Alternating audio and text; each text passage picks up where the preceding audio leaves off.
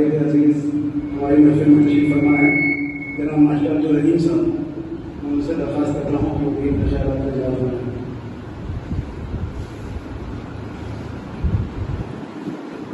بسم اللہ الرحمن الرحیم۔ محترم مصطفیٰ صاحب اور حاضرین عزیز، السلام علیکم ورحمۃ اللہ وبرکاتہ۔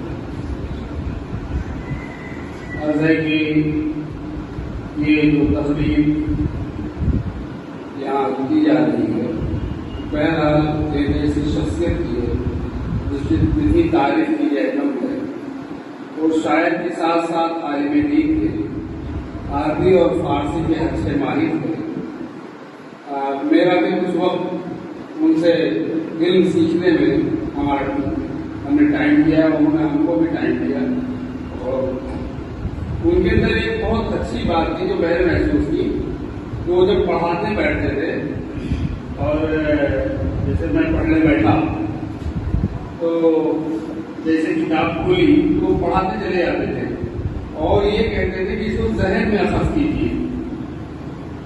وہ کوئی معنی اگر ہم نوٹ کرنے لگتے تھے عربی یا فارسی کے تو فوراً وہ بلکہ دو بار میں مار دکھائی ہوگی، تو اس طرح سے وہ سختی کرتے تھے۔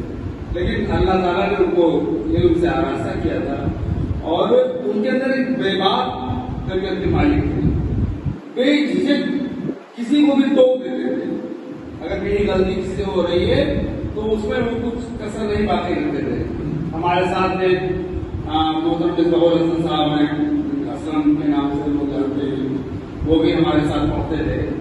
تو اکثر کبھی کبھی تو انہیں دکان پر بیٹھ کر کے ہم دونوں لوگ پڑھتے تھے۔ کبھی یہ ہوتا تھا کہ وہ ایک مسجد والی جو مسجد ہے چوراہے کی، اس میں بیٹھ کر کے ہم لوگ پڑھتے تھے۔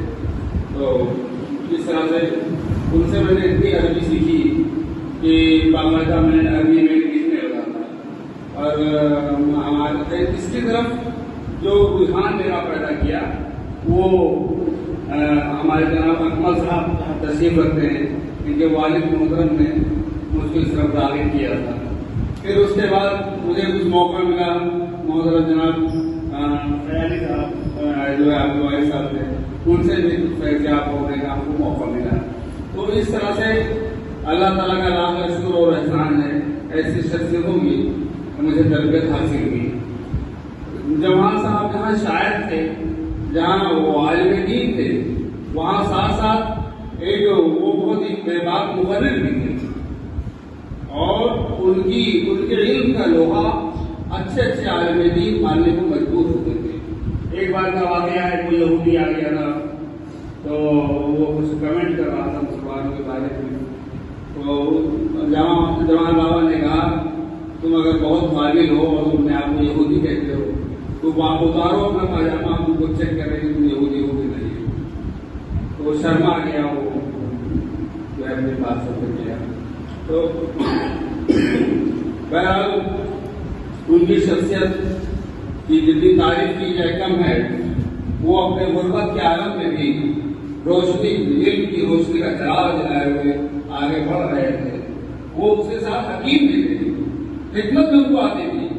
اس حکمت کے ذریعے سے انہوں نے ایک تیل ایجاد کیا تھا جمالی کے نام سے، وہ تیل استعمال ہوتا تھا، کافی لوگ فائدہ اٹھاتے تھے۔ اس طرح سے انہوں نے جو اور قوم کے لیے بڑا درد تھا ان کے اندر، قوم کو وہ جس راستے پر دیکھنا چاہتے تھے، جس مستقبل کی طرف ان کی نگاہ تھی، اس کے لیے وہ بے چین تھے، اس کے لیے چاہتے تھے کہ ہمارے نوجوانوں کی اس طرح کی تربیت کی جائے اور تربیت ہو اور وہ آگے بڑھے۔ اور آپ سمجھے کہ میں بھی ان کا شاگرد ہوں، ہمارے عاطف الرحمان صاحب انہوں نے تو تعلیم حاصل کی ہے، ہمارے ظہور حسن صاحب نے تو باقاعدہ، میں اتنی فارسی اتنی اچھی نہیں پڑھ سکا لیکن انہوں نے بہت اچھی فارسی حاصل کی۔ اس طرح سے ان کی زندگی پر روشنی ڈالنے کے لیے ہمارے جنید احمد نور نے جو روشنی ڈالی ہے، جو کتاب، اور ان کو پھر سے ایک زندگی بخشی ہے۔ حالانکہ وہ زندہ دل انسان تھے، لیکن ان کی کتابوں کی شکل میں ان کو پھر سے زندہ کیا، ان کو منظر پر لے کے آئے۔ اس لیے مبارکباد مستحق ہیں۔ اللہ تعالیٰ ان کی اس قوت کو اور اس محنت کو کامیابی سے عطا کرے۔